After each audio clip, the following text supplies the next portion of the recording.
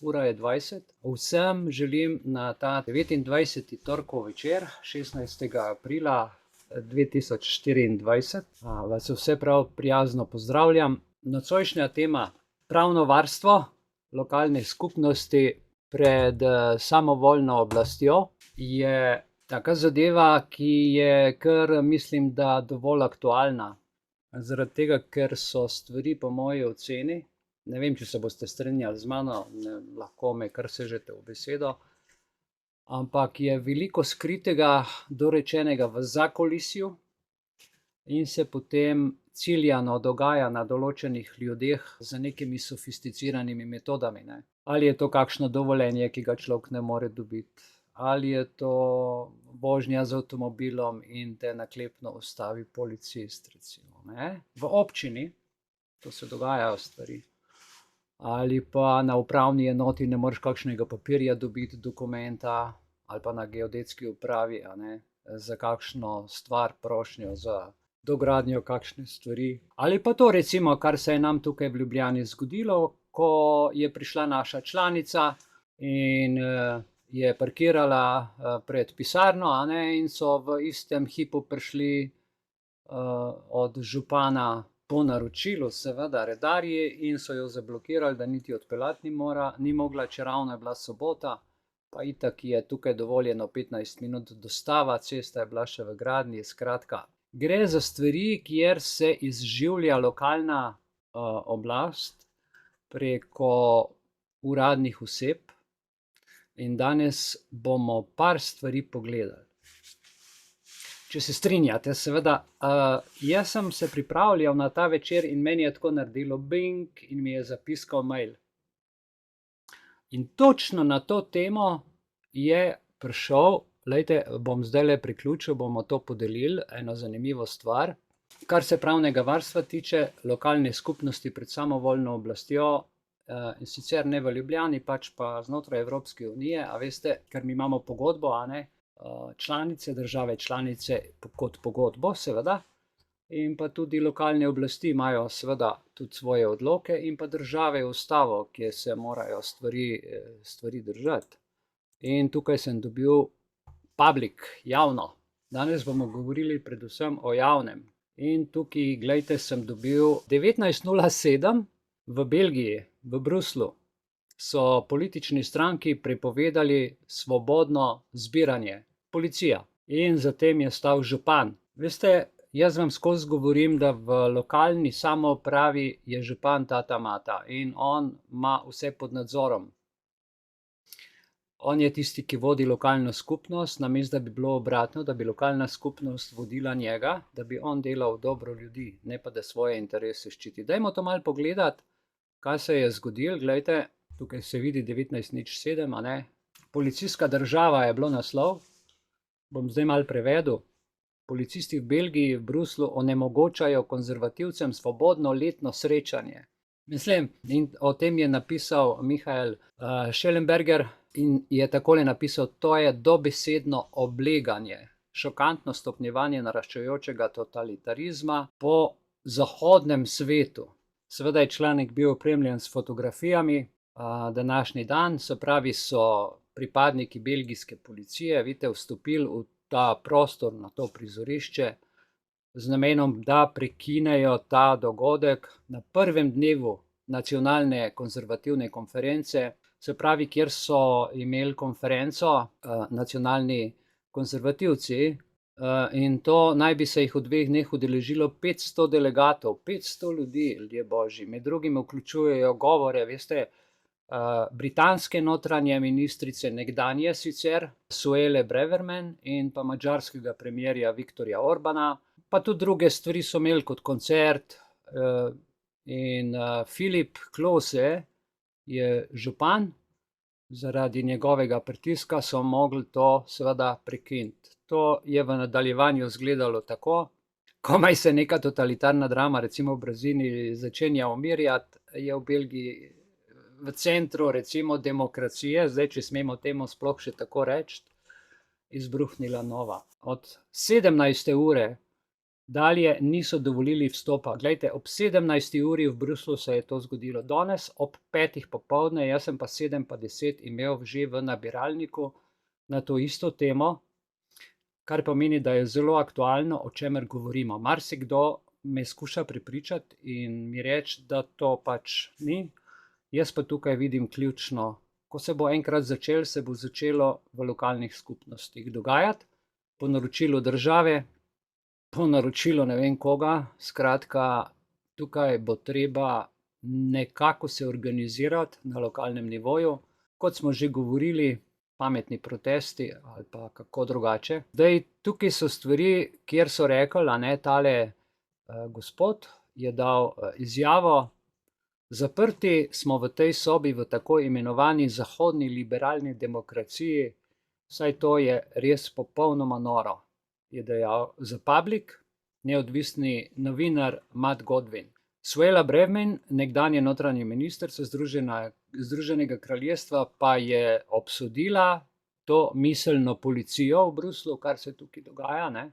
In je pridala, zakaj v evropski demokraciji drugačen pogled ni več možen, ni dovoljen, je prepovedan. No in takole, glejte, iz dvorane so jih puščali, v dvorano so jim pa blokirali vstop policisti. To je 3 urce nazaj, ne? Pa ne le politiki, tudi akademiki, novinarji, skratka, veste, tudi ti člani političnih strank so različnih poklicev.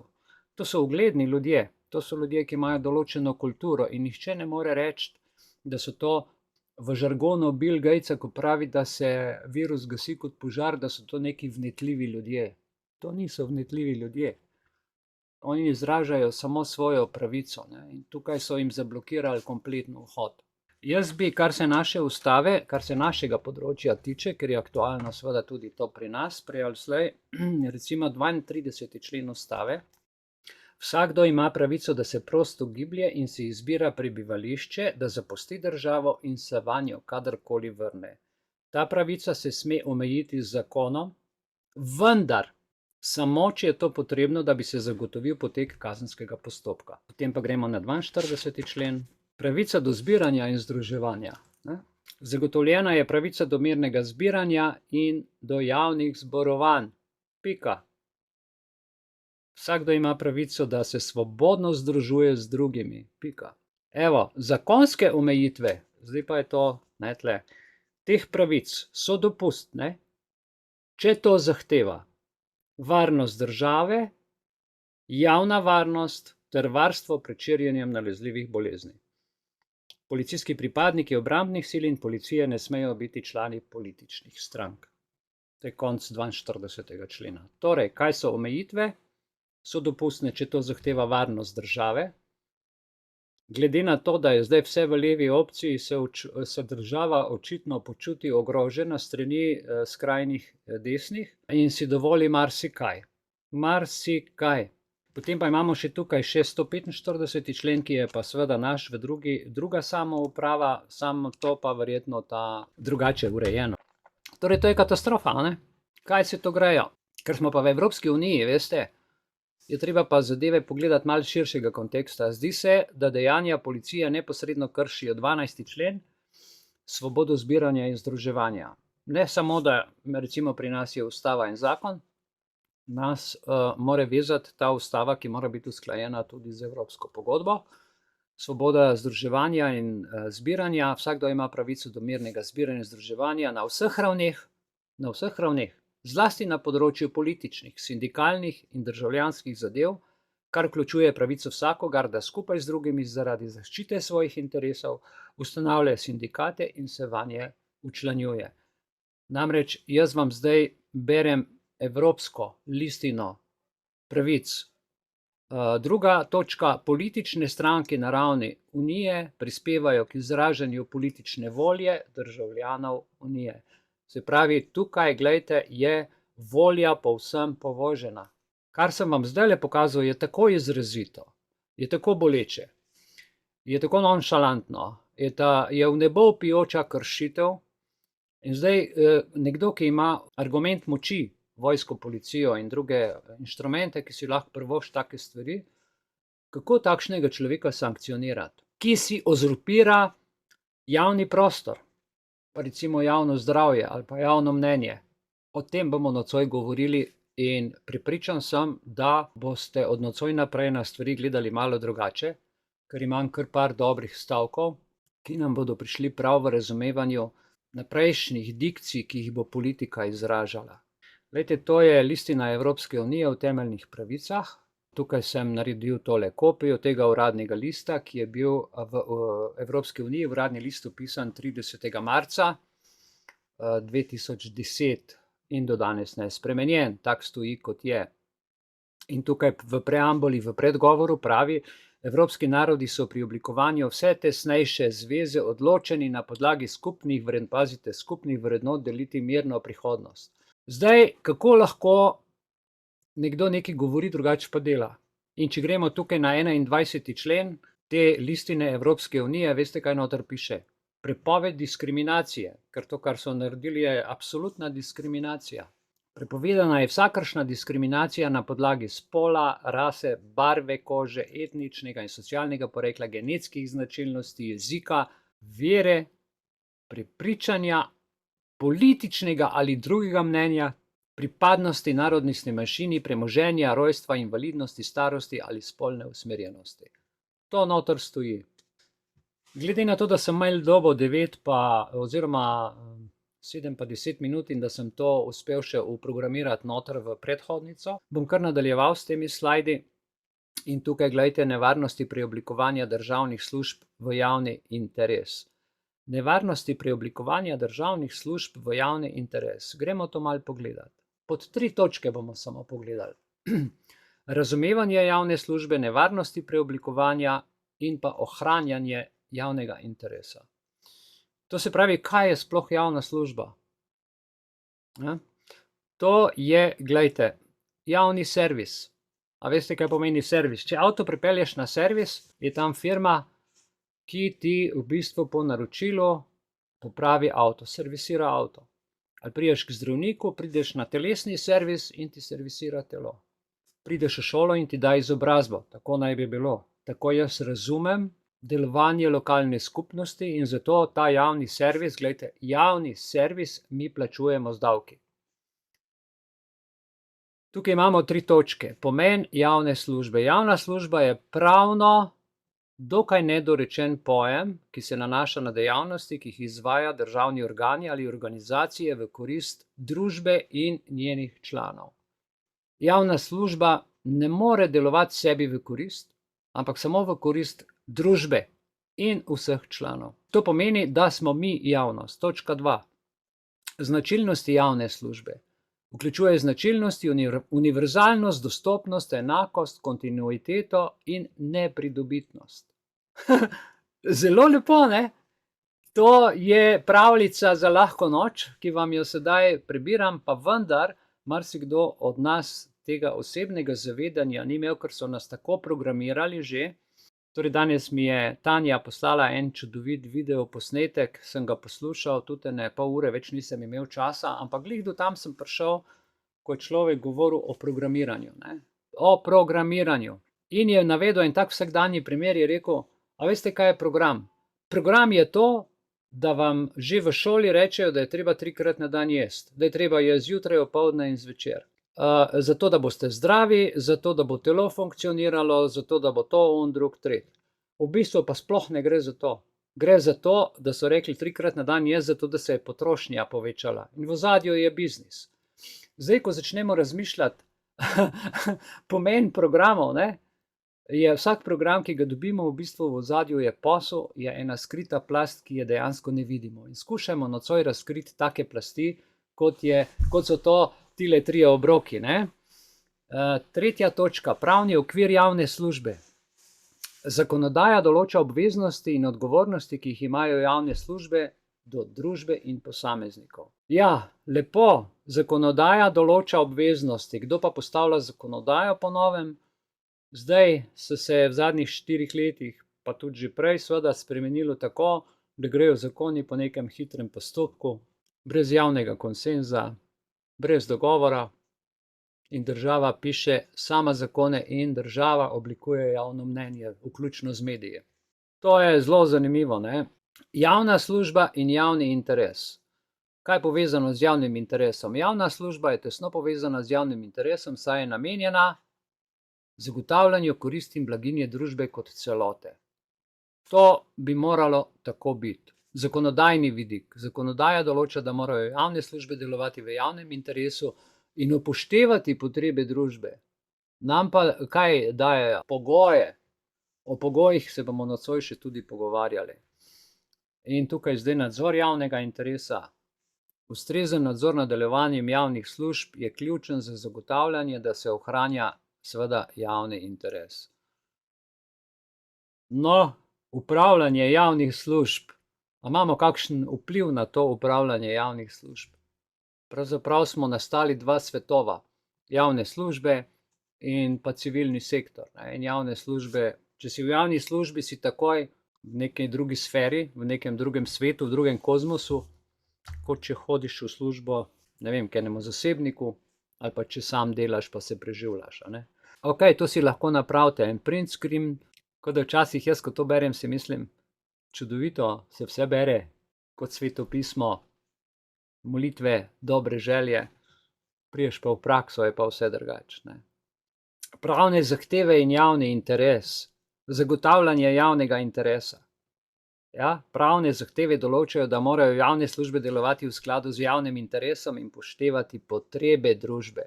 Tukaj je zdaj velik problem na odzivanje, kjer nastajajo morebitne nevarnosti, ko lahko si pravzaprav država javni interes lasti. Ker tukaj nadzor in poročanje o tem nadzoru ga ni več, ker mediji so povsem zatajili, itak jih ima vse država v lasti, kdo pa ima državo v lasti, se pa tudi ve in vse je zaključen krog. A veste, če bi mediji funkcionirali, bi ta družba popolnoma drugače delovala, ker te informacije so ključne, kakršne koli že dobimo, so negativne ali so pozitivne. Zdaj pa ta drugi del nevarnosti preoblikovanja je velik problem izguba univerzalnosti in dostopnost. Namreč država omejuje dostopnost, zdaj ti niti na sodišče več ne moreš, da te ne pregledajo na letalo, ne moreš, ni dostopno, če te ne pregledajo antite, da nisi nek terorist, povsod nas obravnavajo protiteroristično, vse nas je treba pod nadzor dati.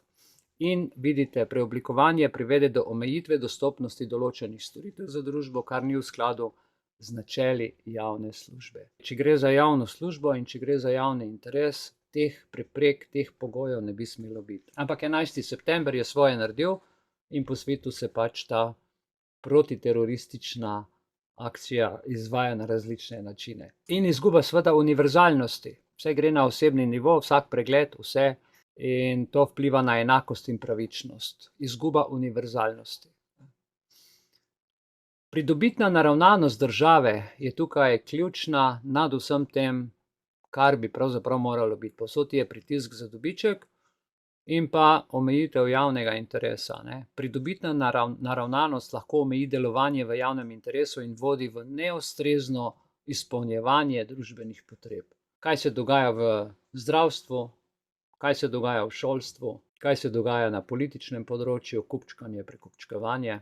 Kamorkoli se obrneš, je omejitev javnega interesa na našo škodo. Pomanjkanje transparentnosti, skrivnostni poslovni modeli, omejena odgovornost. To se dogaja pri tem preoblikovanju. Skrivnostni poslovni modeli, predvsem WHO, ki skriva te svoje sestanke, kaj se pogovarjajo, ali pa na zaprtih vratih. Recimo ti imaš sodbo v imenu ljudstva in sploh več ne smeš sodelovati, če javnost pripelješ, te sodniki jih vrže vse ven, ker imaš že vse naprej pripravljeno. Gre za čisto totalitarni sistem. Pomanjkanje transparentnosti vodi v drugi točki v omejeno odgovornost do družbe in posameznikov, kar spet ni v skladu z načeli javne službe. Samo toliko, da boste začutili. Itak veste, ampak je fajn, če to nekdo še na glas pove. Ohranjanje javnega interesa je pa možno z zakonodajnimi okvirji, sodelovanjem družbe in pa nadzorom in poročanjem. Medijev nimamo pod nadzorom, lahko jim pa pišemo nenehno in jih opozarjamo, da naj vendar naredijo medijski nadzor. Nocoj, ko bomo gledali film Milijonske izgube, boste videli, kaj mediji lahko dejansko naredi. Ena novinarka je preiskovala neumorno, neutrudno, tudi je šla v finančno verigo, je izgubila nekaj denarja, ki je vedela, da ga bo izgubila, ampak je pa razkrinkala koga, nekdanje državne uslužbence, ki so to počeli z ljudmi. To so zdaj te stvari, ki jih tukaj poročamo. Za ohranjanje javnega interesa je potreben seveda nadzor, pa ne samo medijski, ampak je marsikaj drugega potrebno še storiti, ne. Če gremo zdaj naprej, je tretji del ohranjanje javnega interesa. Javni interes, dragi moji, vloga upravnih odborov je tukaj najbolj pomembna. Jaz imam tukaj pisarno zdaj 29 let. Verjemite mi, da sem tiskal marsikaj videl.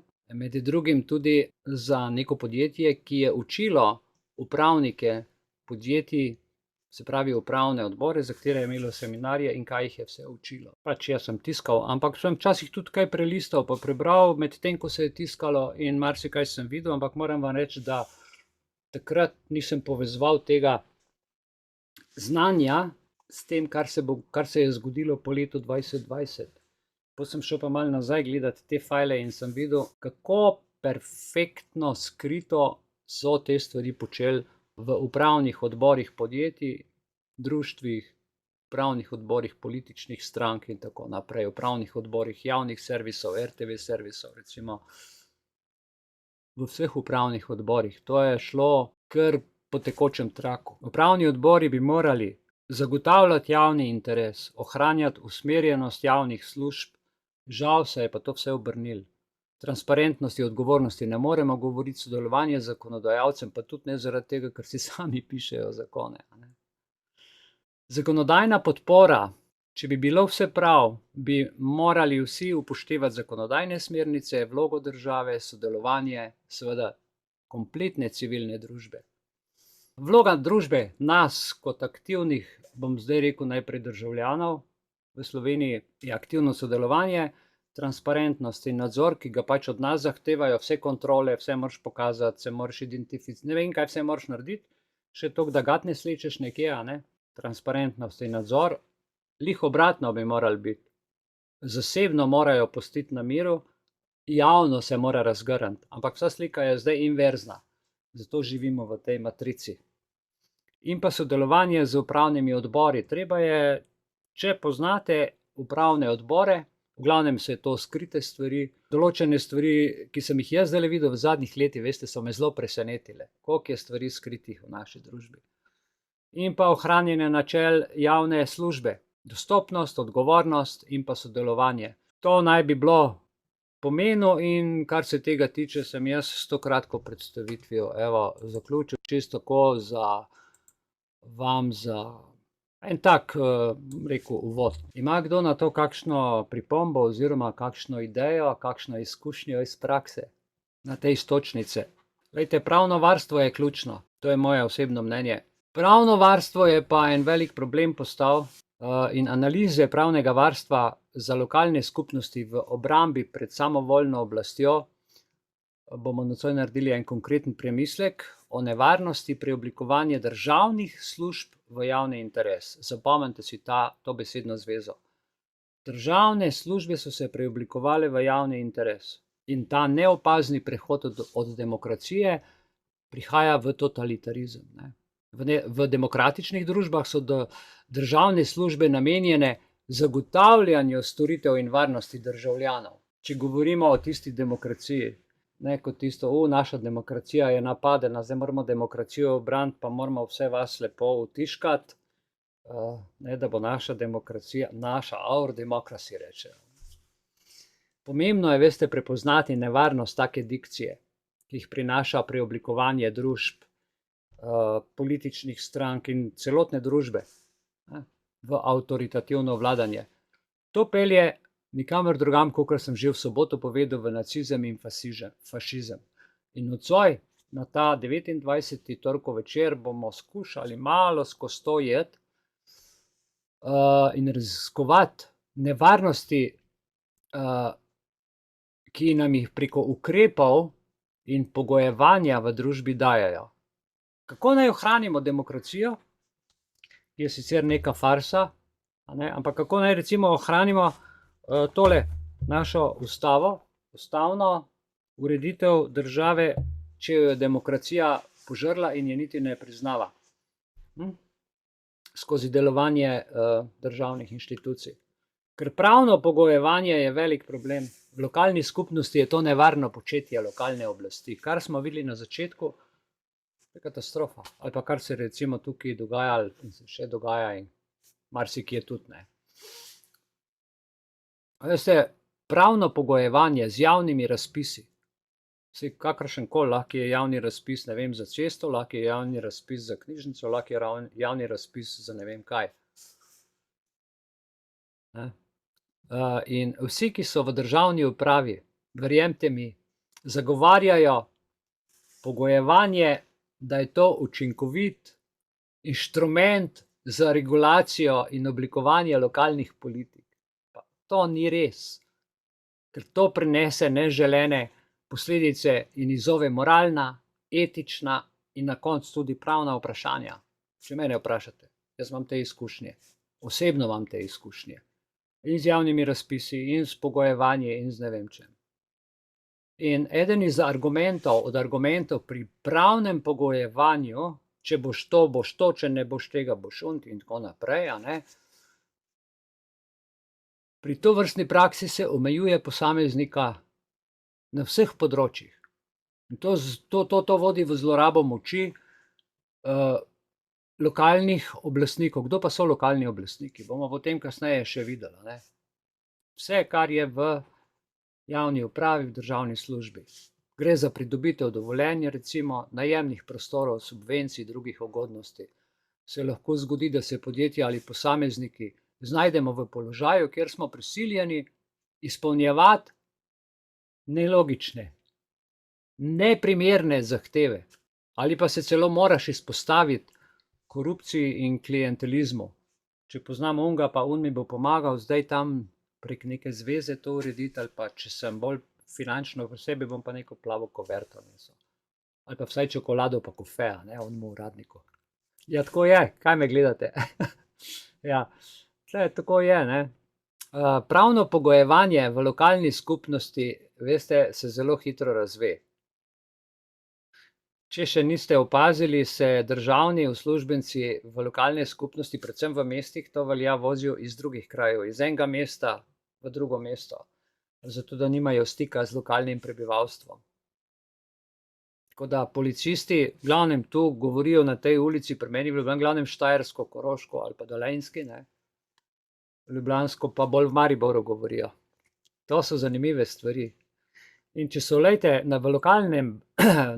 lokalni skupnosti zahteve stroge, če so nepotrebne, zapletene, odvrnejo dejansko tudi potencialno gospodarstvo, razvoj prebivalstva, vse gre v tri krasne. Jaz se spomnim včasih miličnika, je poznal vso vas, pa vsi so njega poznali, pa bil red. Zdaj pa je to vse drugače. In tako življenje vpliva na vse, na gospodarski razvoj in pa kompletno blaginjo lokalne skupnosti. Če vzamemo zdaj drugo stran, kdo so zagovorniki pravnega pogojevanja? Jaz sem prej omenil, da so to uradniki, državni uradniki. On hoče imeti vse pod pogojem. To, do unih vrat, ta papir, ta podpis, ta zakon, vse je nekaj pogoja. Pravniki, politiki, funkcionarji, ker so sami v pogoju, pod zakonskimi pogoji v državnih službah, nehote to obračajo tudi na državljane. In kako to trdijo? Veste, kaj rečejo? Jaz sem se pogovarjal s par politiki in s par funkcionarji in rečejo, ja, to, veste, je nujno za zaščito javnega interesa. Pravi, oni ščitijo javni interes. Ampak čigavi javni interes? Tu je pa zdaj ključno, Pa recimo, da rečejo, ja, to je varovanje okolja, to je varovanje zdravja, varnosti lokalnega prebivalstva in pravijo, da je pravno pogojevanje, ki ga omogočajo lokalne oblasti in da s tem ustvarjajo nek standard politike, ki so v skladu z željami in potrebami prebivalcev in da oni prispevajo k boljšemu življenjskemu standardu, nam obljubljajo ne vem kaj, kakovost življenja v lokalni skupnosti. Ampak glejte, ne kadar gre za biznis in bogatenje oblastnikov, kar v večini primerov gre, in za lobistične korporacijske profitne družbe. To enostavno ne gre skupaj. Ključnega pomena za pravno pogojevanje, če že je, mora biti uravnoteženo, transparentno. In lokalna oblast, župan in pač tudi recimo učitelji, sodniki, vse, kar je v kraju, naj bi bila pravila jasna. Zakoni naj bi bili jasni in da bi omogočil preglednost, odgovornost pri odločanju o pogojih, ki jih postavljajo. Ne pa, da ti postavi nemogoči pogoj, ki ga ne moreš sploh rešiti. Včasih ti da pogoj, ki ga ne moreš. On si vzame 2 meseca časa, 60 dni, da tebe obdeluje, tebi da pa 3 dni, da mu odpišeš. A ti nimaš pojma o stvari, ker si ti njega plačaš, da ti on to naredi, on ti pa pogoje postavlja. Tako da pravno pogojevanje v lokalni skupnosti, glejte, sicer ni nujno nevarno početje, čeprav je zelo nevarno. Smo v času korone videli, kako je pogojevanje pomembno. Zahteva preudarno ravnanje lokalnih oblasti in noben župan, mogoče 2-3, ena županja, 2 županji, pa en župan, 3 od 212, ki so videli, da morajo delati v dobro prebivalcev, ne pa v dobro korporacij, pa nas testirati z strupenimi testi, pa cepiti, pa se jeti lažno epidemijo ustvarjati. In to so vsi vedeli, veste. In pogoj v skladu z javnim interesom, zakonodajo, načeli, pravičnosti, ki bi jih morali spoštovati župani, jih ne. In kaj je pravzaprav javni interes? Čigava last? Čigava last je javni interes? Ste se kdaj vprašali, kaj sploh je javni interes in kdo je lastnik javnega interesa? O tem smo enkrat že malo se dotikali pri osebnem lastništvu, pri zasebni ima pravico do, kjer imamo po ustavi pravico do stanovanja, do lastništva in tako naprej. Glejte, ko se državne službe, ki so bile prvotno zasnovane za delovanje kot javni servis, to je javni servis, preoblikujejo v izraz javnega interesa, to prinese ogromno težav. Ogromno težav in to moramo prepoznavati. Namesto, da bi služile kot nepristranski izvajalci zakonov in da bi zagotavljali storitve za državljane, postanejo, pazite, instrument politične manipulacije in nadzora. To je točno to, kar smo na začetku na slajdu pogledali. In to vodi v sistematično zatiranje političnih nasprotnikov. Točno stranko, ki ima malo drugo mnenje, so jo onemogočili pri delovanju, pa je šlo za 500 ljudi, pa za vse pravico, ampak ker niso na tej strani, jih je treba malo. To se ne dela, ker gre za omejevanje svobode izražanja in druge oblike kršenja človekovih pravic. In to je nevarnost nacizma in fašizma. To je tipičen izraz nacizma in fašizma. Kako drugače bi lahko to imenovali? Mogoče so še kakšni drugi izrazi, ampak te razumemo, Ker nacizem in fašizem sta dejansko totalitarna politična sistema, ki temeljita na avtoritarnem vladanju, nacionalizmu in zatiranju političnih nasprotnikov. Ti moraš nasprotnika mu glavo odrezati. In v tem smislu so državne službe, pogosto izkoriščene za uresničevanje ideoloških ciljev vladajoče elite, namesto da bi služile interesom državljanov. Tukaj imamo Sovo, imamo razne skrite policijske, pa razne inšpektorje in vse to nadzirajo, kdo, kaj, kje, s kom, zakaj. Zdaj še po cestah nam delajo pametna mesta, tako da čudno. A veste, in to je zdaj tukaj ta nevarnost, ko se državna služba obrne proti državljanom, proti lastnim državljanom. In tle je konc z demokratičnimi načeli, da ne bom govoril o demokraciji, ampak o načelih. In pa konec seveda tudi človekovih pravic, če smemo tako reči. Kaj narediti v takem primeru? Se jaz vprašam, kaj narediti? Poleg tega, da ljudje izobražujemo, ali pa da si povemo informacije, da se malo zbudimo, ponovimo neke stvari, ki so nam bile čisto samoumevne, tudi če smo bili v matrici, pa se je to počelo. Kaj narediti, za preprečevanje tega preoblikovanja, ki sem ga prej v slajdih pokazal, podjetij, političnih strank, držav, preoblikovanje. To pomeni, da dejansko dobi čist nov status, kar vključuje velik problem nadzora nad ljudmi. To boli. Zdaj, če gre za preoblikovanje, za ukrepe zaščite, bi moralo to vključevati neodvisnost, profesionalnost državnih inštitucij. Jaz opažam, da so državne inštitucije vse manj profesionalne. Policist več ne pozna svojega zakona, on dela po navodilih. Banka ne pozna niti več, on uslužbenec tam ne ve, da Avstrija ni več tujina, ampak da je Evropska unija. On ne ve, da so države izven Evropske unije tujina. Ljudje osnovnih stvari več ne poznajo. Pravna varnost je šla adijo.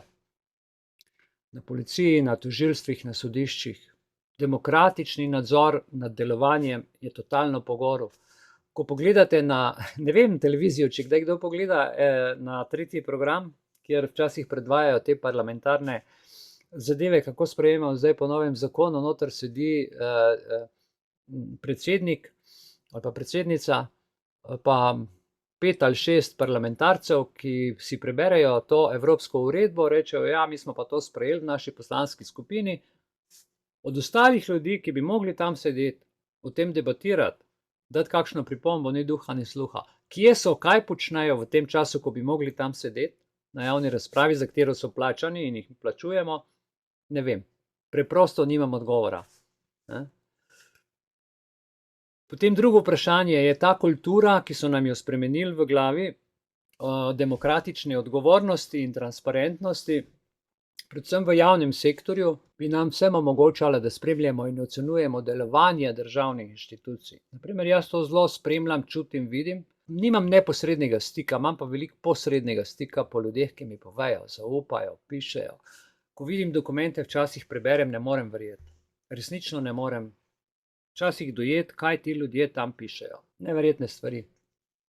Kako se držijo včasih svojega koncepta, to je neverjetno. Preoblikovanje državnih služb v izraz, javnega interesa.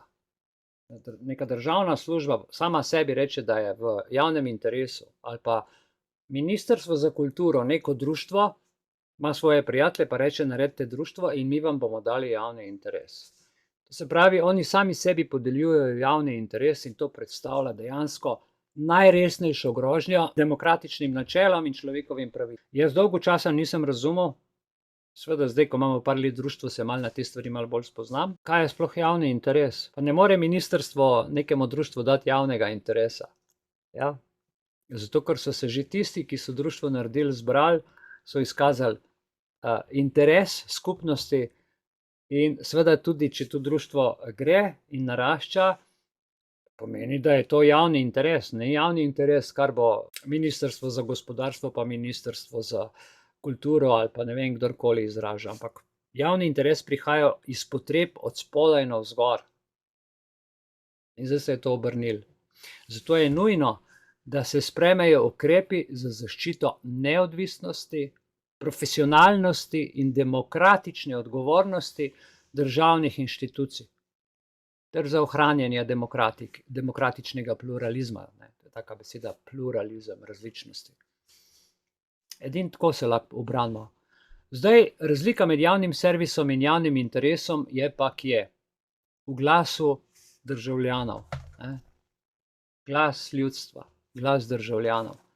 V današnjem času, dragi moji, je razumevanje razlike med javnim servisom in javnim interesom ključnega pomena za to, da razumemo, kaj se v družbi dogaja. In seveda, ta glas ima pa najmočnejši so tukaj mediji. Javni servis ali pa recimo medijska inštitucija. Recimo, da je javni glas medijska inštitucija. To si je dobro zapomniti, ne? Tako kot smo rekli, tisti, ki gleda televizijo, tako se obnaša, ne? Aha, on je gledal televizijo, torej je res, ker je slišal na televiziji. Sveda je to res, zato ker tak človek ga ne boš prepričal. Pa če mu reče, ne vem, politik, ne, na televiziji smo slišali. Tako smo začarani v bistvu skozi to noter, a ne? Ampak zanimivo je, da ta javni interes, to medijsko inštitucijo financira pa država. Skozi kaj? Skozi naše davke. To se pravi, mi sami sebi programe pošiljamo. Če lih bi mogla biti naloga države, da zagotavlja kakovostne medijske vsebine, ki so objektivno uravnotežene in predstavljajo recimo različnost stališč, ampak do tega ne bomo prišli. Zadnjič sem gledal, da sta Mirtič pa Marta Kos podpisala pogodbo 50-50. Ne vem, če ste o tem seznanjeni. Namreč, te babe, ne, pa te ženske, neko društvo, so ugotovile in so štele, koliko je žensk v nekih oddajah in tako naprej, in on je debel gledal, ko mu je naštevala, v tej oddaji je bilo 5 moških, mislim, so šle štet, ne. In so mu dali dopis in je bil zgleda prisiljen zaradi zakona, ki je zdaj v Evropski uniji in slovenski tudi zakonodaji, da mora biti to uravnoteženo, da morajo več žensk povabiti na te oddaje. Zdaj nam bo, poleg 8. marca bomo dobili verjetno še 9., 10., 11., 12., ne vem, kjeri marec, ne, bomo dobili več tega. Po drugi strani pa izraz volje ljudstva to je kot izraz potrebe celote, kot družbe. Ampak nas delijo in razdelijo. In ta koncept predstavlja glas državljanov.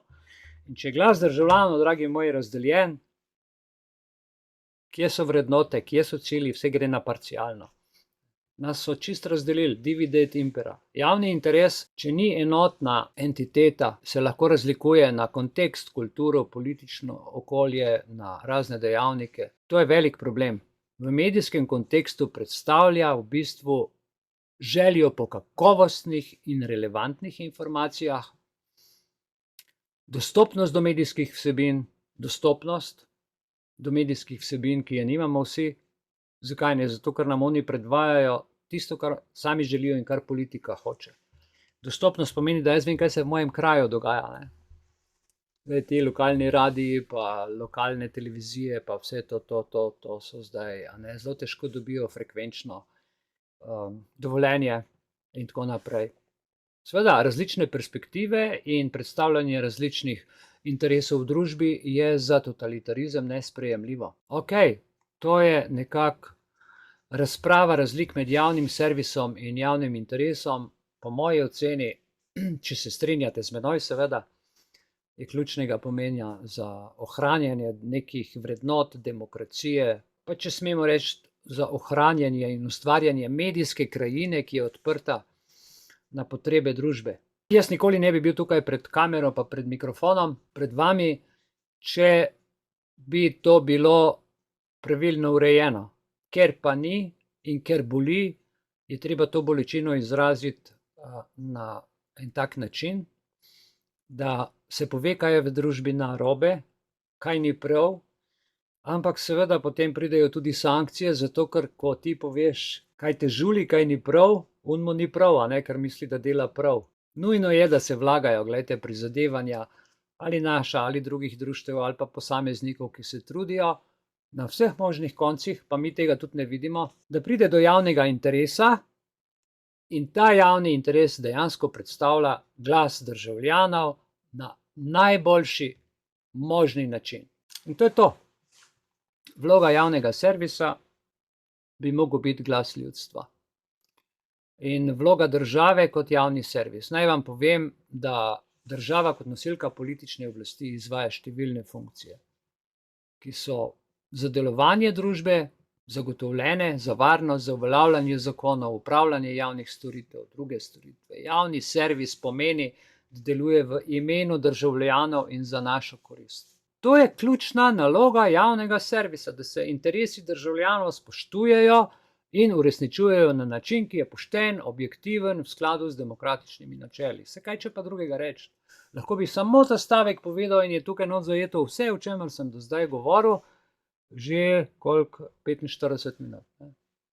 In gledajte, javni interes ne more zdaj državni zbor reči, da je neki zakon v imenu javnega interesa, ali pa NIJZ, ali pa Tedros, da je zdravje javni interes.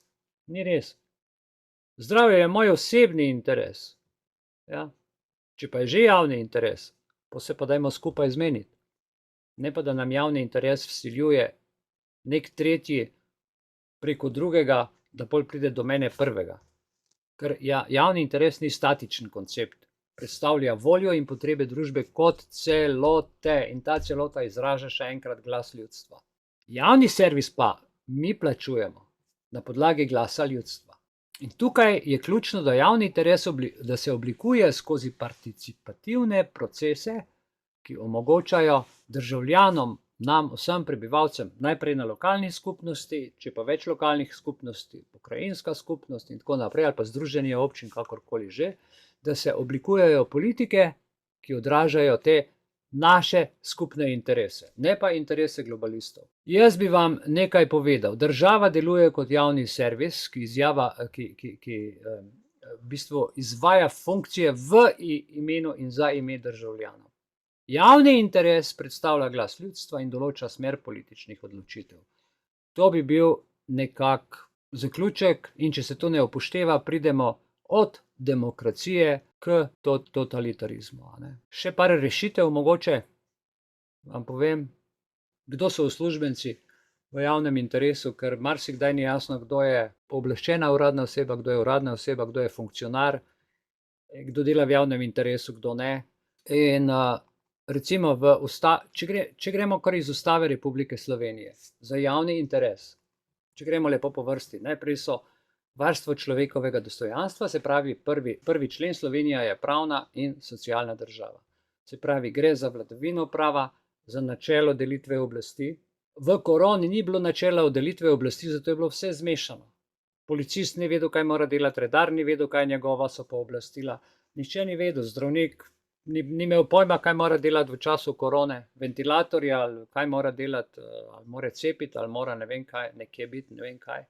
Noben ni vedel. Od politikov se ni vedelo, minister za zdravje se je pogovarjal s firmami, medtem ko je minister za gospodarstvo maske kupoval, ker to sploh ni njegova stvar. Načelo zakonitosti, načelo pravne države, gre za načelo neodvisnosti sodstva. 16. člen v Ustavi sploh ni bil spoštovan in še tudi danes ni, ga kar spregledajo. Svoboda izražanja, vse nam blokirajo, kratijo pravice govora, združevanja, tako naprej. Policisti, če si šel na protest, ja, mislim, kaj se je dogajalo, Svoboda združevanja piše v Ustavi, tam te pa nažene v arest, pa v kiblo vrže, pa te identificira. Svoboda vesti in verske svobode, o tem pa zdaj ne bom razpravljal. Ali pa načelo pravice do zasebnosti in varstva osebnih podatkov. Ker če nisi mu pokazal osebnega podatka, da ti je položnico napisal, si jih pa s pendrekom dubo. No, potem v Ustavi, gledajte, je zakon o Ustavnem sodišču, je zakon o sodiščih, o neodvisnosti sodnikov, Zakon o javnih uslužbencih je zelo natančno pove, da morajo delati v skladu z Ustavo in zakoni.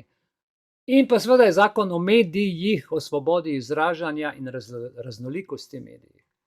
In če pogledamo zdaj to praktično, vrsta funkcije in položaj uradnih oseb. Odgovorne javne osebe, zdaj, tukaj se moramo najprej vprašati eno stvar. To je dobro, da si zapomnite. Ko nekdo reče, da je javna oseba, se mora postaviti vprašanje, je bila oseba imenovana strani zakonodajnega telesa, vladne agencije ali drugega pristojnega organa. Od kje je nekdo lahko uradna oseba? A je postavljen z glasom voljo ljudstva, ali pa tam pride v eno firmo, tudi občina je firma, za svojo davčno številko in je pogodbeno zaposlen. In ima pač službena pooblastila, to niso pooblastila, javna pooblastila, kot nam jih predstavljajo, ker je to vse fake. Zdaj, odgovornost javnih, gledajte, smo govorili o javnih storitvah, ki jih plačujemo državljani. Čist konkretno vam naštejem, javne storitve, to so uslužbenci, ki so v naši službi. Obnašajo se pa, kot da so naši šefi. Poglejmo, kdo so ti ljudje. To se pravi, javne storitve, ki jih plačujemo, so za mera, redarji, policisti, sodniki, tožilci, uradniki v državni upravi, diplomati, vojaki, gasilci, reševalci, učitelji, zdravniki, socialni delavci, če hočete, vzgojitelj, profesor, knjižničar, kustos, raziskovalec, delavec v javnem komunalnem podjetju, na primer oskrba s pitno vodo, odvoz odpadkov, poštni delavec, in niti nisem vseh naštel, ampak to je, da dobite sliko. Javni servis, ki ga mi plačujemo. In na koncu se dogaja kaj? Da se ti ljudje postavljajo nad nas, da nam vodo zapirajo, banko zapirajo, da nam izobrazbo kvarijo v šoli, da nam potem dimnikar pove, kakšno kazen moramo plačati, pa kje moramo kaj pri bajti narediti, kje moramo, ne vem, skratka, sami veste, pa da nam RTV, a ne, kot novinar daje navodila, kakšno položnico moraš plačati. Okay. Izvajanje javnega interesa je zgolj v pristojnosti ljudstva. Vse, kar sem naštel, so pa službe, ki jih mi plačujemo. To je fajn imeti razdelano. Poklici, ki sodelujejo pri uresničevanju javnega interesa, brez javnih storitev, je treba upoštevati, včasih je meja malo zabrisana, ampak nekateri poklici so lahko uvrščeni v obe kategoriji, ampak v glavnem sem skušal najti in to razdeliti v nek seznam, recimo kmetijstvo. Kmetijstvo pridelujejo hrano, so naraven način, se pravi ohranja zemljišče, varuje biotsko raznovrstnost, prispeva k prehranski varnosti, kadar je res ta prav kmet, če ni tu evropskih sredstev, pa spet pogoj, pa spet vse to. Ampak gledajte, kam vse so se nam usedali. Ročna obrt. To je v zasebni stvari, to gre za biznis, gre za tradicionalne dejavnosti, obrtniki, SP, ki svojim delom ohranjajo tradicionalna znanja in spretnosti. Ampak država hoče tudi nad vsem tem imeti pogled. Pa ne bi smela, ker je 49. člen svoboda dela. Pa ne glede na to, ali kdo dela svoje izdelke, spodbuja lokalni razvoj ali bogati kulturno dediščino, krepi lokalno identiteto na kakršenkoli način. Ne sme se ga omejevati pri tem. Recimo zdrave nevladne organizacije, tiste, ki niso plačane strani države, to v bistvu je zaseben interes za dobro ljudstva, so to izobraževanja in tako naprej. Se pravi, mi nismo, recimo naše konkretno Društvo za srečno življenje Belis, mi nismo plačani iz davkoplačevalskega denarja, vzdržujejo, kolikor lahko prispevajo člani in društvo funkcionira. To je v bistvu čist drug sektor kot tisto, kar mi vsi skupaj, ko greš klub, bencin, ne vem karkoli plačaš, zato da dobiš javni servis. Bolj so tukaj recimo v to kategorijo nejavnih služb znanost in raziskave, ki pa vse bolj postajajo javni servis, plačan servis v rokah Bill Gatesa, ki so naročene raziskave, univerze delajo vse to, ki bi mogle biti čist zase. In je tu včasih problem to, o čemer sem prej rekel, to tanko linijo najditi. No, zdaj smo pa pri novinarjih, recimo, mediji, uredniki, drugi delavci v medijih poročajo o delovanju vlade in institucij.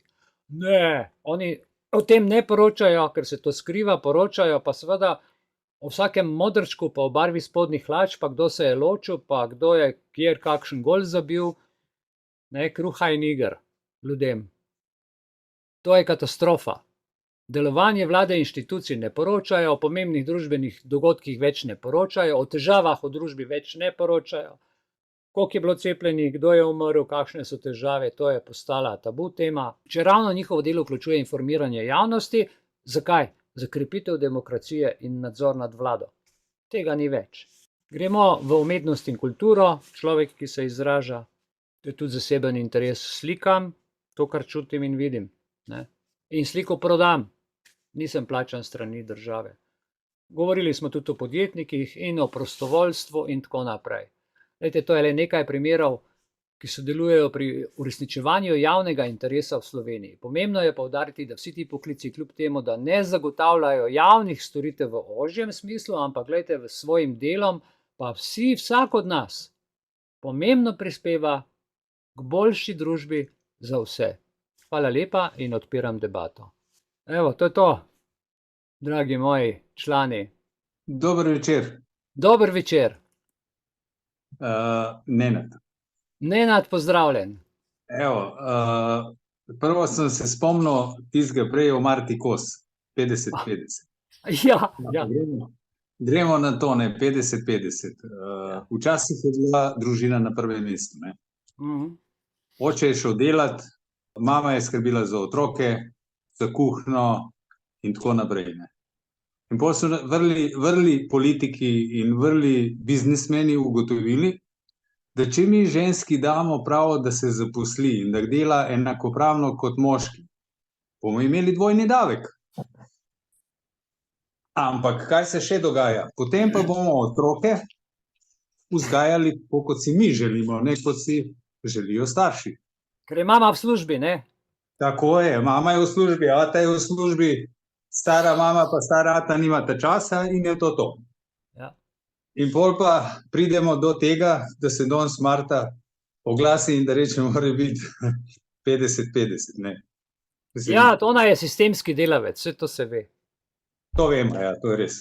Ja, ona je sestra od Kosa, nekdanjega kriminalista in tako naprej. Ja, tako je, to gre politična naveza, bi rekli temu, ne. Pa še družinska. Ja, točno. Potem pa pridemo do onega javni delavec. Jaz pa pravim, javni delavec, kateri dela res za javnost, je gasilec. In to sicer takrat, ko gori.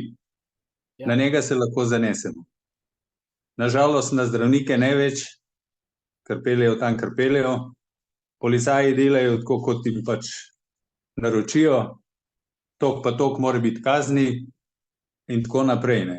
Pol si pa Mihajl omenil demokracijo, pa v bistvu nacizem, pa kaj si rekel še?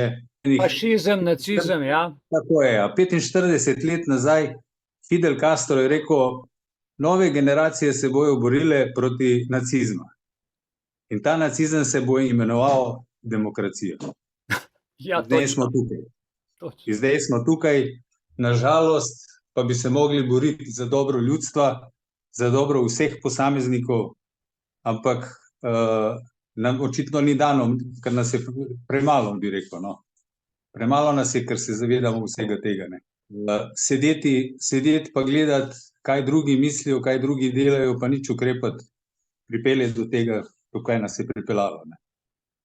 Nenad, to si tako lepo povedal, res, to je dobro, ja. Pol pa nažalost gremo še na naše otroke ali pa na nas same, ne. Ko se mi rodimo, pridemo iz bolnišnice, pol nas starši odpeljejo, bom rekel takole, saj zdajle pustimo, a je to pravoslavna vera, a je to katoliška vera, a je to muslimanska. Vero, ja. Tako je. In takrat nam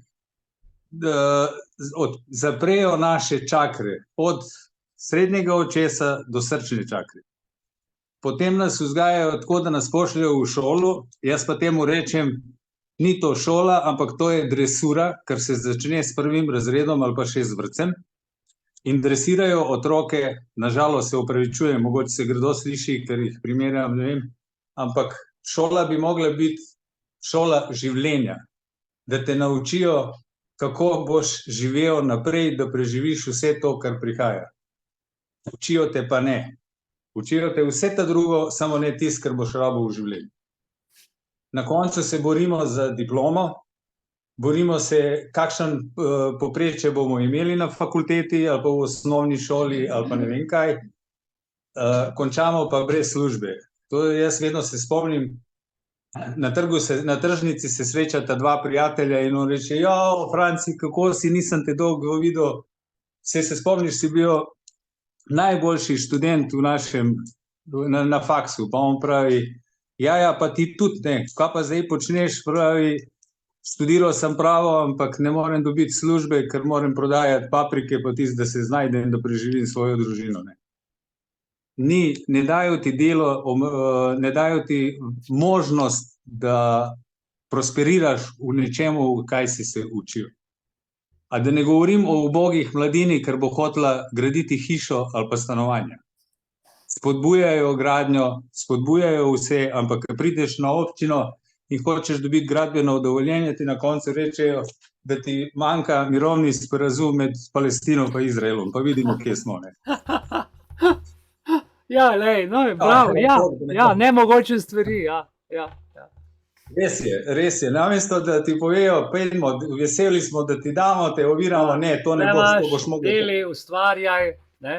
Tako. No, ampak še nekaj, samo veseli smo, da imamo tebe, Mihajl, in da imamo društvo Velis. Ja, hvala, jaz sem tudi zelo vesel, moram reči, da me to vsak teden Saj je zanimivo, jaz bom povedal malo svoje izkušnje vam, če smem, Nenad, ne. Ja, seveda. Namreč to je zdaj 4 leta zelo intenzivno, ne, vsak dan. Ko spremljam te stvari, sem postal veliko bolj izrazen, hvala Bogu, ampak ko se kakšno stvar naučim, ko meni tlele not zavibrira, meni se 100 drugih stvari hkrati odpre okrog in res vidim stvari in čutim, brez jaz grem po ulici in stvari vidim. Meni je tako, mi je vse odprto in tudi tole, recimo, ko mi pišejo, ne vem, iz tožilstva, iz sodišča, iz redarstva, od ne vem, jaz sem skozi v pisarni pa za računalnikom, a mene še kar hočejo nekam šlepati, ne. In jaz pravim tako, ni zakona, ki bi meni narekoval, da jaz moram pismo sprejeti. Ga ni. In če že pišejo, glih sem zadnjič razlagal eni osebi in sem rekel, ti pišejo na primer vabilo iz sodišča. In kaj ti čobani, ne morem jim drugače reči kot pastirčki, ne, čobani, pravni, ti napiše, vabimo te, če si spremenil naslov, sporoči, če ne prideš, te privedemo. Na kratko, tako, v glavnem so vabila za sodišče. In zdaj to, kaj zdaj to? To sploh ni vabilo, ne. To ni vabilo, ker v osnovi, če ti dobiš vabilo na poroko, na rojstni dan, na birmo, v pravopisu slovenskem piše, na vabilo se odzoveš, ali se zahvališ, ali prideš. Ok? To je vabilo. Obvestilo o spremembi naslova je pa obvestilo, to pa ni več vabilo. Tretji odstavek, ki sem ga povedal, če ne pridete, vas bomo privedli, to je pa vojaški stil, to je pa že, razumeš, dekret. To je pa že državljanska dolžnost, se spomniš včasih, če nisi šel v vojsko, so te prišli iskati in čau. Prišli iskati, ja. Ne, ja.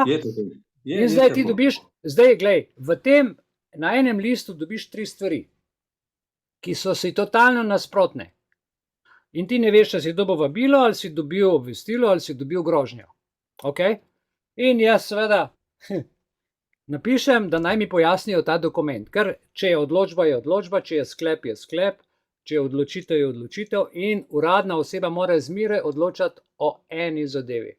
Tudi v zakonu o splošnem upravnem postopku je popolnoma jasno povedano, da se vedno odločajo stvari o eni zadevi. Pravna stvar na občini, ko ti greš po eno stvar.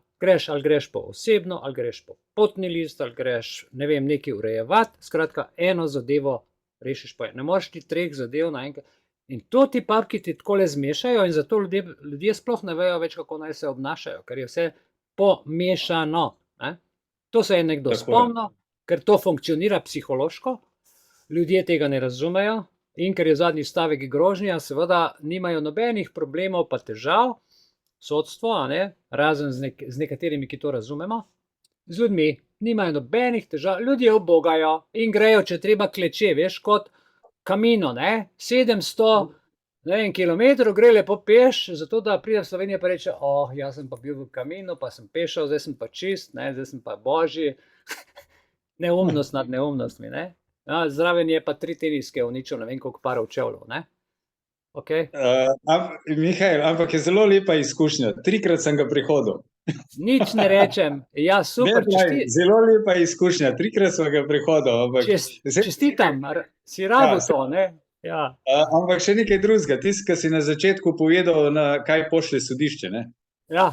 Jaz pravim, na tako stvar se ne odzoveš iz čisto preprostega razloga, ker ti je sodišče poslalo, ker ni vedlo, a si ti na pravem naslovu, a nisi na pravem naslovu. Ker če bi vedeli, da si na pravem naslovu, ti ne bi napisali, če si slučajno spremenil naslov, nam sporoč. Ne, ti nekaj ne veš. Pri teh stvarih, ko sodišče pošlje tako vabilo, so stvari take, da če gre za upravno pismo ali pa če gre za prekršek, ti vržejo v predalčnik. In tudi, če ti ne vzameš, tudi če ne odpreš, prej ali slej ti z računa samo vzamejo. Ker gre za finančno sankcijo. Ko gre pa za kazensko, se pravi, to so one oranžne koverte, če se ne motim, plava je upravna, bela je, da imaš kaj tole obligacijsko, zadevo, oranžna je pa kazenska. In ko dobiš kazensko, ne ostane v predalčniku, ampak se vrne in potem sodišče vključi detektiva in išče, na katerem naslovu si. In pol ti detektiv vroči ali pa kurir ali te pa pokličejo na sodišče. Ne? Tako da to gre za različne postopke. In dobro je komunicirati s temi ljudmi in jim dati logično vprašanje, zato ker logike oni ne razumejo. Čist kmečka, zdrava pamet, on te ne razume. In pol se midva ne morava zmeniti, ker jaz ne razumem njega, on pa mene. In če ne razumeš, ne moreš biti ničesar kriv, niti obtožen. Vse to je vsa logika. To se pravi, zato se je tako dolg Janez izogibal tole. Ne, da se je izogibal, vse se nimaš kaj izogibati, ne, če je tam ljudje rečejo, mi tako delamo, ne ker je tako prav, ampak po zakonu. Ne, mi tako delamo, oni tako delajo. Isto je tudi v vseh firmah, v politiki. Vse vidiš, kako se grejo, kar eno domačo politiko se grejo v Sloveniji. Ne. Čist po domače. Ko greš pa gledati, kakšen je predpis, kakšni so zakoni, je pa katastrofa. Obup. Ja, zato pa od nas zahtevajo ta totalitarizem, zato da se ne odkrije njihov gnilizem. Je tako. Ja, res je. Ja, žal. Točno tako. Ker če je družba odprta, transparentna in če se dela, kot je treba, pošteno, nimaš ti kaj skrivati. Res nimaš kaj skriti. Ne? Tako je. S kakšnim namenom? Jaz razumem, da so določene stvari, kjer so pri otrocih, pa ko še človek se uči in se razvija, da je lahko prizadet določenih stvari. To razumem, da so določene stvari za zaprtimi vrati, ampak vse tisto, kar smo pa odrasli, pa vemo, pa nimaš kaj skrivati. Vse so stvari jasne. Ne? Če naročiš v gostilni župo, a boš zdaj prek detektiva naročil ali kaj. Ja. Hvala. Ja. Hvala tudi tebi, Mihael. Ja. Nikaj. Na vezi. Ja, srčna hvala. Ja, še naprej, dajmo še kdo povedati. Kaj tukaj ne je Maja napisala, kaj? Tako so moji iz Fursa in Dursa, kar izplačajo, odvzeli kazen. Ja, veste kaj? To je ena stvar, ki jo bo treba zaključiti, zaradi tega, ker to gre za državni kriminal. Namreč gre za državne mafijske združbe, ki so organizirane v skladu z nekimi zakoni, ki so si jih napisali. In te družbe, ko pride do rubeža, je to seveda kaznivo dejanje. Zaradi tega, ker mora biti sodba. Sodba mora biti, sodnik mora biti odločba, ki jo dobiš ti, ne da jo pošljajo policistu ali da jo pošljajo komorkoli, ne. Tako da, gledajte, z tega vidika vam jaz povem, mora biti zakonsko urejeno. Soditi lahko sodnik in ko dobiš odločbo, da si kriv, šele takrat je lahko sankcija. Ne pa, da bojo tule kar pošiljali, kakor je Maja tu napisala, ne, pred UKC in da se, ja, to kar vzamejo. Ne. Ja. Potem imaš pa blokado, deblokado, dvojno kazen namesto polovičke, ne. Polovička je nezakonita, to je kot na tržnici, kot cigani, neko med sabo. Ja, če tebi ovo, ja, ti češ meni ovo, malo bomo znižali, tako se obnašajo, polovička. Ne. Važno je, da ne pridejo na sodišče, ker vejo, da kršijo ustavo. Ljudje, ko bi vi vedeli, da vam za vsako tako stvar kršena ustava, tam bo enkrat na finančni upravi v Murski Soboti, Mariboru ali pa v Portorožu, kjer so že te finančne uprave, to bo enkrat vse šlo v luft. Ker kar ti ljudje počnejo, to je, da ljudem kradejo življenje, čas, vse, ko ti denar vzame, ti vzame življenje, čas, službo, živce. In to namerno. In to, kar sem v soboto povedal, da je 669 evrov na posameznega državljana trenutno dolga, koliko je ljudi, je tudi tam not piše, ker na NIJZ ti ne dajo podatka, koliko je prebivalcev, statistični urad pa po nekih regijah, finance, vse zrihtan. V nulo, koliko je ljudi, kdo ko ima, pri financah so pa zelo natančni. Ne? In tam vidiš, koliko je ljudi bilo, koliko jih je in koliko so jih vmes pobili zdajle v 3 letih. Jaz bom kar po domač povedal. Zaradi tega, ker javno in odprto govorijo, da delajo agendo. Agenda 2030 je pa depopulacija, se to se pa ve. Nobenih skrivnosti več nimamo, mi si nimamo več kaj skrivati. Ja, tako je. Kar se pa financ tiče, pa lokalne samouprave, pa to je treba pri županu, Jaz vam takole povem. Vsaka občina ima župana, župan ali pa krajevna skupnost ima tudi nekaj, ne? Če ni ravno župana, je pa krajevna skupnost, če je manjši kraj, če spada pod večjo občino, ki je pač tako razdeljen. Ampak v glavnem, vi se vedno lahko najavite pri županu, takrat, ko ima on tiste svoje urice. Mirno lahko greste tja in več, ko boste šli na občino, bo videl, da krajani sodelujete. Ko bo videl, da sodelujete, da ste aktivni, da participirate svoj čas, da vas zanima, kaj se v kraju dogaja, da se za svojo težavo hočete rešiti, in on je tisti, ki stvari odloča s policijo, s sodiščem, z vsem, s šolo, vrtci in tako naprej. Z dopisovanjem boste zelo težko prišli, ker to njegov pravnik dela. On pa dela tako, kot delajo po vsej državi. Greš k županu in rečeš, to pa to je narobe, in se zmeniš in rečeš tako, ne, ok, bomo tako naredili, to pa to rabim, kam se lahko obrnem in kdaj bo to fertik.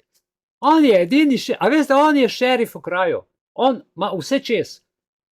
Šole, vrtce, sodnike, policijo, vse javne službe, vodo, snago, kaj hočete, vse trgovine, delovni čas, vse ima župan to čez v kraju in z uredbami urejeno. Tako da, treba je začeti kar na vrh streljati in takrat, ko ima odprte pogovorne ure, je treba do njega iti se najaviti ali pa kar iti, rad bi z županom govoril in je treba res mu pokazati, da imate interes. Ker drugače, se to nobenega nič ne zanima, bomo tako naredili pa tako in pol se tako naredi in ti debelo gledaš. Ja. Ima kdo kakšno tako izkušnjo? Je že kdo šel na občino? Jaz sem tle v Ljubljani šel 3-krat na tiste sestanke. Pa moram reči, da na 2 je bilo prijetno, na enem pa ni bilo nič prijetno, ker je nekdo kritiziral njegove pločnike po Ljubljani, ki jih je postavil na novo. Ulica je bila 1 let zaprta in so se začeli tisti, ker ni več asfalt, ampak so neki kamni, neke kocke začele lušati in potem je ogromno gumidefektov, ženske se spotikajo s štikli, zelo neprijetno, ostro. In mu je to nekdo povedal.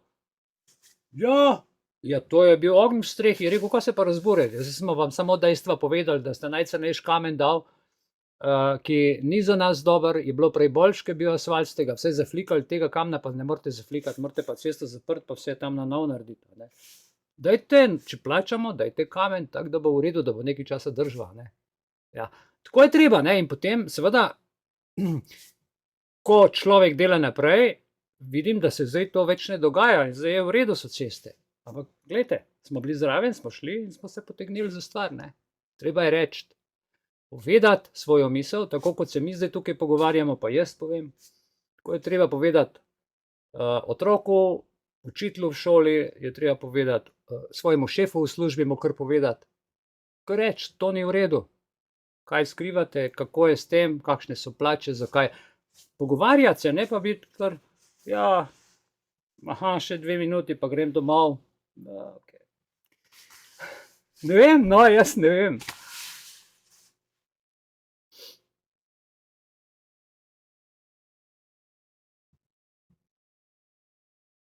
Pravno je treba ustavo in pa odlok prebrati na spletni strani, pa statut občine, pa s katerimi občinami je povezano, pa sodelovati. Tega nimajo radi. Ampak bo treba, ker vidim, kam to pelje. Zakaj je tista cesta, zakaj je tisto križišče tako, zakaj tam ni prehoda, zakaj je ta luč tle, zakaj so kamere tam. Ti imaš pravico vedeti, ker tukaj živiš in to je tvoj življenjski prostor. Pravna varnost mora biti in moraš vedeti, zakaj. Sogovorniki, prosim, javite se. V redu, pa bom jaz zaključil. Če vam je prav, pa tisti film zavrtim. Milijonske prevare. Danes sem slučajno zasledil, da smo Slovenci na prvem mestu po številu traktorjev. Ja, to pa je res, to pa drži. 17 traktorjev, na 17 ljudi pride en traktor, ja, po številu prebivalstva in smo prvi v Evropi. To je res. Ampak težko je dobiti nekoga, da ti zori njivo. Ja, to je pa že druga stvar, to je pa že uporaba. Po uporabi pa ne vem, kjer smo po vrsti. Ja. Pa še eno, jaz sem imel zelo pozitivno, bom rekel, izkušnjo županom, ker sem se odločil, dvakrat sem v bistvu. Prvič sem bil pri župani, ker tukaj, ker trenutno živimo, ni bilo vode. Ne? In pol so dobili, bom zelo hiter, in pol so dobili kot sredstva, da se vodovod napelje. Ne? Ampak so pozabili hišo številka 1, hišo številka 4 ali pa 6, ne vem. Vse skupaj je 6 številk. In 2 so v vasi, in te 2 so, što se pravi, 1 pa 4 so pozabili. Ne? In pol sem šel k županji, katera ni hotela slišati, ampak hvala Bogu, takrat so novinari bili novinari, bom rekel. Ne? Ja. Glede na to, da sem šel in na Val 202 in na televizijo in vsi so prišli posneli, smo v naslednjem letu dobili vodovod. No, evo. Tako je. Potem se je pa županja zamenjala in je prišel novi župan in takoj, ko je stopil na svojo dolžnost, on sprejet je, mislim, od novembra, jaz sem pa januarja šel na razgovor, sem ga poklical, če lahko se najavim, sem se najavil, prišel sem, povedal sem mu, kaj me muči, sprejel je, sicer je trajalo 2 let pa pol ali pa 3 leta, ampak izpolnil je tisti dogovor, ker sva ga imela takrat. In to dogovor, kateri je pomagal vsem, sovaščanom in soljudem v občini, ni samo meni. Jaz sem bil v Beogradu, v Zemunu sem bil v vojski in tam sem slišal en pregovor, ki mi še danes odzvanja v glavi, uvek ima iznad popa pop. Tako je. Ja.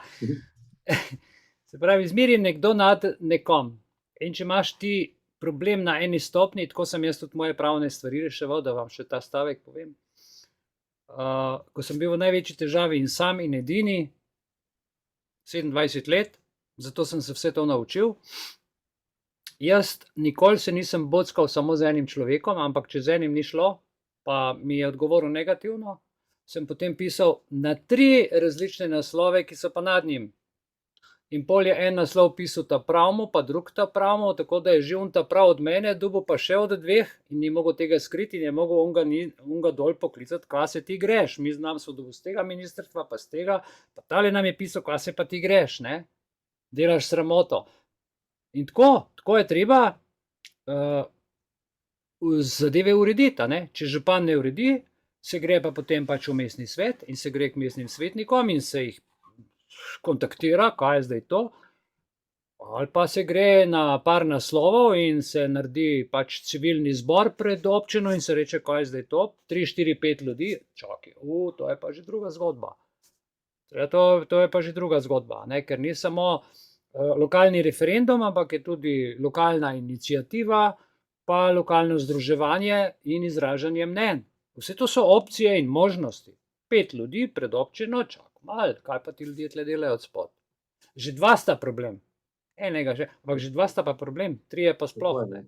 Ja, glejte, če je problem v šoli, tukaj tudi piše Aleš, a ne? Pejte, župan je odgovoren, da šola funkcionira. Ravnatelji itak so zdaj samo še izvajalci na dolge pač po navodilih, ker bi mogli biti sicer kot neodvisni direktori pa niso več. In dajte zdaj, če gre v to smer, dajte izkoristiti pač ta vzvod iz vrha navzdol, pa bo župan poklical, rekel, kaj se pa greš, kako pa zdaj to, ne? Se stvari spremenijo. Tudi v normalnih pogojih, tudi, ne? Če vse štima, pride včasih do neke kolizije, je treba zmeri reševati s pametjo, na silo nikoli, ne? Pač, to je moja izkušnja. No, tudi moja izkušnja je, da s tako energijo, s katero prideš na bilo kjeri pogovor ali pa na občino, ali pa tak odgovor dobiš. Če si naelektriciran z adrenalinom, da boš vse nekam poslal, takrat boš dobil negativen odgovor, definitivno. Tudi gor so samo ljudje, ja. Ja, ker se tudi velikrat, nastradajo ljudje, ker sploh nimajo nobene odgovornosti, ampak samo poslušajo nekoga. Ne? In to smo doživeli. To smo doživeli z varnostniki in tako naprej, ko je bila korona. Ali pa če greš neki uslužbenki, ki ti zavrne, ki nima pojma, kaj ti je zavrnilo nazaj. Ampak pa meni so to rekli, da to ne smem sprejeti. In ona je s tem zaključila. Ona ne ve več, a je to... Gospa, boste prebrala, ne, mene to ne zanima. Meni so rekli, jaz to ne smem vzeti.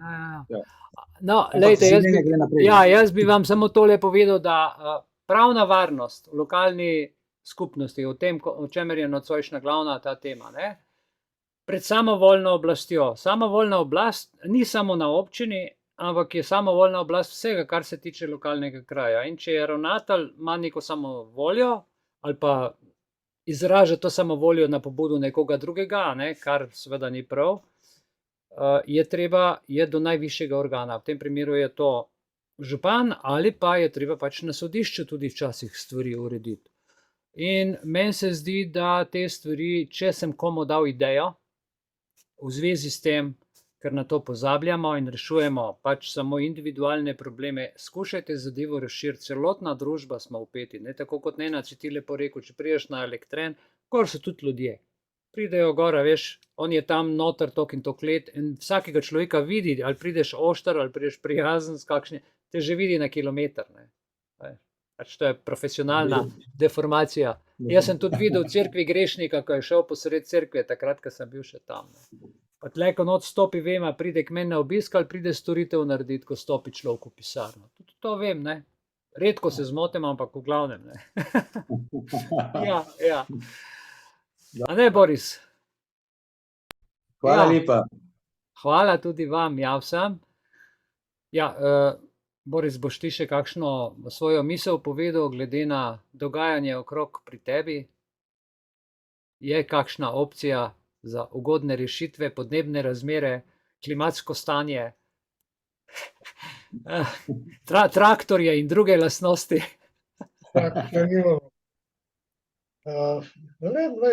Poslušam, no, mene tudi zanima, kako so tole truplo, ki je že vse v tumorih, kako so tole rešili. A ne? Ja. Ja, poslušam, ne vem, nisem več pameten. Ja, se tudi ne rabiš biti več pameten, ker tudi ti ljudje, ki to izvajajo, niso več pametni. Jaz sem danes dobil dokument, zelo zanimiv dokument. To je Ministrstvo za digitalni, ne vem, razvoj. Preobrazbo. Ja, kaj se je zgodilo, ne? Direktor je pisal vsem državnim upravam po Sloveniji, da se opravičuje, zato ker zgubljajo zaposlene, množično odhajajo zaposleni in da ne dobijo pravočasno servisa oziroma vzdrževanja centralnih računalnikov. Vi se morate zavedati, kaj sem jaz v tem dopisu vse videl, a ne, točno o tem, kar govorim, da vsa sredstva Evropske unije, ki jih dobivajo, in pa od Ministrstva za finance, občine, ki dobivajo, vlagajo trenutno v digitalni razvoj in v digitalni centralno vse, ne. In v te močne računalnike in zdaj so pogruntali, da so IT osebje, internet, izobraženi ljudje, ki vodijo ne samo to, da te priključi na internet, ampak podatki, kako, da je varnost, mislim, da to je cel projekt in da sta ta dva direktorja, recimo vzamemo konkretno, ne, IT direktor na občini pa župan, sta popolnoma enako vredna, zaradi tega, ker župan brez tega sploh ne more funkcionirati več. Zdaj imaš enega CEO pa enega CIO. CEO pa CIO, ne. Executive direktorja pa internet executive direktorja, ne. Ja, tako je to daleč prišlo. In primerjajo to kot ladjo. Če je kapitan ladje, je ta CIO, ta internet je kapitan strojne kabine na tej ladji in sta soodvisna, ne, v tem smislu. Torej samo štroma zmanjkati, pa rešen. Ja, če štroma zmanjka, pol nimaš kaj, ne, pol pa jadra, pa pač gre, kamor veter piha, če ne znaš uravnavati. V redu, jaz bom pa zdaj se vam pol zahvalil, če ima kdo recimo kakšno tehnično vprašanje, kakšen problem, kakšno vprašanje še na koncu, ok, sicer pa si naredimo 5 minut pauze, pa bi pa zavrtel vam film, a ne, tako da si kakšne kokice vmes pečete ali pa malo sprehoda, malo karkoli že. Nič težav, nič vprašanja, sem zahvala za vse. Dobila sem pogum, da bom šla do župana. Hvala Pravilno. lepa. Ja, Hvala hvala. lepa. To je to. Evo, en po en, veste, tako se začne, kamen na kamen, palača, Bo, zrno bo. na zrno pogača, cent na cent, evro. Evro na evro, 100 evrov, 100 evrov na 100 evrov, 1000 evrov. 1000 na 1000. Vse ne rabimo denarja, rabimo samo ljubezen. Vse ostalo je iluzija. Hvala vsem in se vidimo potem v soboto. Lahko noč.